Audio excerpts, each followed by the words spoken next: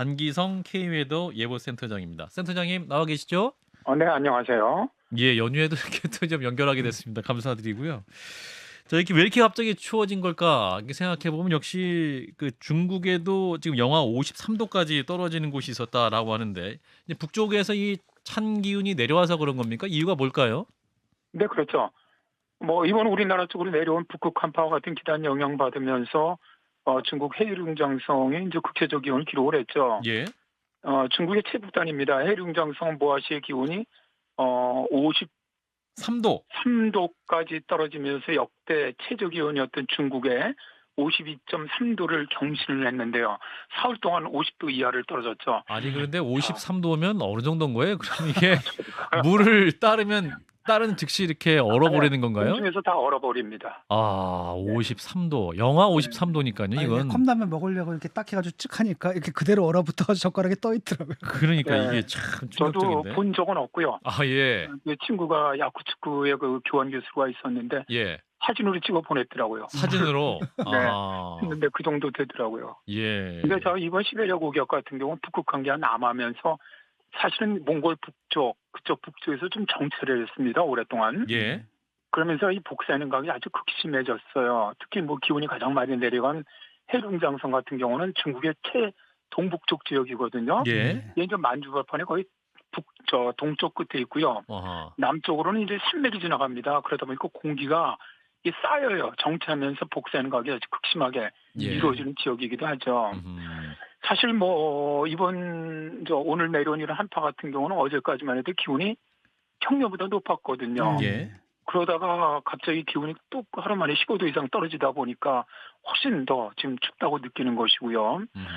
이게 이제 우리나라를 지배하고 있던 그 따뜻한 이동성 고기압이 움직이지 않다가 이제 동쪽으로 빠지면서 급속하게 몽골 쪽에 쌓여있던 아주 매우 차가운 공기가 우리나라로 쏟아져 내려오는 그런 형태입니다. 그러니까 이제 냉동고 한파다, 시베리아 한파다, 북극 한파, 최강 한파 이렇게 다양한 이름을 불리고 있는데 센터장님은 어떻게 이름을 지으실 수 있을까요? 이 한파. 다 맞죠. 시베리아 지방에서 내려오니까 시베리아 한파도 맞고요. 예. 올겨울에 들어 제일 추우니까 최강 한파도 맞는데 예. 저 같은 경우는 이제 북극 한파라는 말을 많이 사용을 합니다. 아, 북극 한파다. 최근에 전 지구적으로 일어나고 있는 혹한 같은 경우는 전부 북극 한파의 연관성을 가지고 있기 때문인데요. 예. 지구온난화로 인해서 북극 기온이 상대적으로 더 상승을 하면서 중위도와의 기온 차이가 적어지게 되면은 북극 한기를 막아주는 이 제트기류가 약해집니다. 그 제트기류 약해지면 결국 이제 남쪽으로 기울기 제트기류가 내려오게 되는데 이번 경우에도 일기도 분석을 보시면 제트기류가 북극 지역으로부터 지금 현재 광주 상공까지 극제트가 내려와 있거든요. 네. 그러니까 이게 이제 지난번 12월에도 우리나라 한파가 한번 내려왔었는데 예. 그 당시 또 작년 연말에 그 미국 성탄절에 미국을 강타했던 혹한 이런 기압 배치하고 거의 굉장히 비슷합니다. 다 북극 한파가 원인이라는 것이죠. 예. 앞으로도 이런 일이 자주 좀 더 빈번하게 발생할 것 같은 느낌이 드는데 어떻습니까? 그렇습니다. 우리 진 선생님이나 다른 데도 다 전문가시니까 잘 아시겠지만 실제로 그렇습니다. 지금 기후변화 시대에 있어서 제일 우려가 되는 점이 예. 사실은 지구온난화니까 전 지구 기온이 상승하는 건 맞습니다. 우리나라도 겨울철 기온이 매년 상승하고 있거든요. 조금씩. 예. 이건 평균 기온인 것이고요. 자, 이제 겨울이 날씨가 따뜻해지는데 갑자기 이렇게 한파가 내려오게 되면은 이제 더 급속한 추위를 느끼게 되는데 기후변화의 특징이 이렇게 이제 기온이 지금 폭이 커진다는 거죠. 예. 그런데 말씀하신 것처럼 지구온난화로 북극 기온 같은 경우 이 중위도보다 지금 한 기온 상승폭이 3배에서 4배 이상 빨리 상승을 하고 있단 말입니다. 예. 그렇다면은 결국 내년 겨울, 후년 겨울에도 이렇게 덥다가 느닷없이 한파가 내려오는 이런 혹한이 내려오는 이런 형태는 더 자주 또 더 강하게 있을 가능성이 더 높아진다고 봐야 되겠죠. 그러니까 느닷없이 추워지니까요. 이게 지금 겨울을 보내는 입장에서 굉장히 좀 당황스러운 것 같아요. 근데 이게 좀 이러한 기후가 계속되면 이게 정말 생태계에는 어떤 영향을 미칠 것이냐 이런 부분도 굉장히 걱정이 많이 되는데요. 센터장님은 어떻게 보세요? 아무래도 결국은 이런 기온 변화가 극심해질수록 생태계가 적응하기 쉽지 않다는 거죠. 예. 지금 올해 겨울이었음에도 불구하고 유럽 쪽은 이상 고온 폭염 현상이 오랫동안 지속됐거든요. 아하. 예.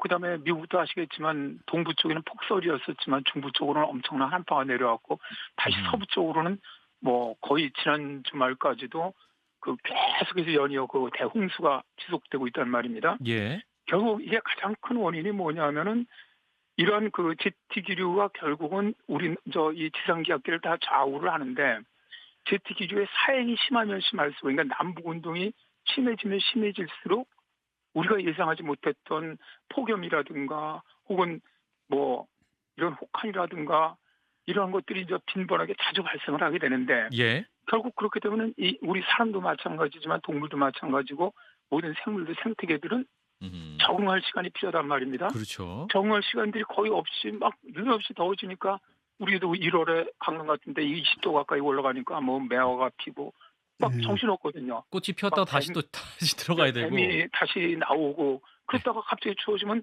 꽃은 다 얼어 죽고 뭐 동면에 있던 이런 생태계도 다 굉장히 위험하거든요. 그러니까요. 그러니까 사실은 이런 기후 변화가 우리의 삶 자체를 상당히 어떻게 보면 좀 파괴시켜 나가지 않겠나 그렇게 생각을 합니다. 예, 그 제주도에서는 지금 항공편 300편이 결항됐다고 하는데 이게 이제 강풍과 이번 한파와는 무슨 인과관계가 있는 건가요? 아니면 우연히 겹친 건가요?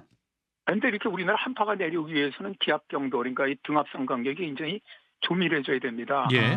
그러면 이 등압선 간격이 조밀해지면 바람은 기압경도력이 강해질수록 커지니까 굉장히 강풍이 불게 되는 것이고요. 예. 사실 제주공항 같은 경우는 지난번 12월 한파 때도 이제 그때도 항공편이 결항이 됐는데 예. 여기는 그 한라산이 있어갖고 이 강풍이 불게 되면 난류가 생깁니다. 터뷸런스가 심하기 때문에 항공기가 뜨기가 굉장히 어렵고요. 첫 번째. 예. 두 번째 이제 일단 눈이 내리다 보니까 활주로에 쌓이면은 제설 작업이 안 되면 뜰 수가 없고요. 세 번째 또 눈이 내린 상태에서는 항공기에 아이싱이 생기거든요. 예. 그러니까 아이싱을 다 제거해야만 뜰 수가 있는데 제거하는 도중에도 눈이 계속 항공기에 쌓이다 보니까 아예 할 수가 없는 거죠.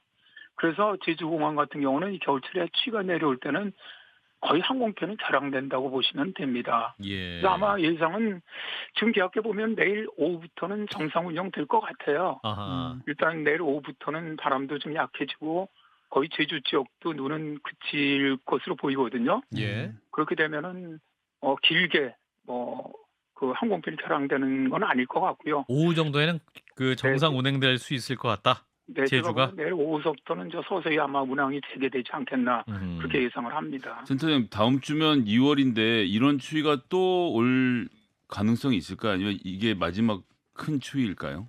그런데 우리나라 통계를 보면은 대개 이제 물론 기후변화 시대는 통계를 무시하는 그런 날씨가 많이 나타나긴 합니다. 그런데 예. 대개 소환부터 대한 사이가 가장 춥죠. 그 이번에도 뭐 거의 대한 추위에 이은 그런 거라고 보는데 예. 일단 뭐 2월이 접어들면은 낮길이가 길어지고요. 태양 고도도 올라가거든요. 그러니까 한파가 오더라도 바로 회복이 되기가 쉽고 또 일단 기상청이 1개월 예보를 19일 날 냈었죠. 19일 날 냈었는데 1월 첫 주는 이제 평년보다 약간 추울 가능성이 있다. 그런데 2월 둘째 주는 평년과 비슷할 것이다. 2월의 셋째 주, 넷째 주는 평년보다 따뜻할 확률이 높다라고 예측을 했습니다. 예. 그래서 이제 지금 보면은 일단 라니아도 거의 끝나는 패턴이고요.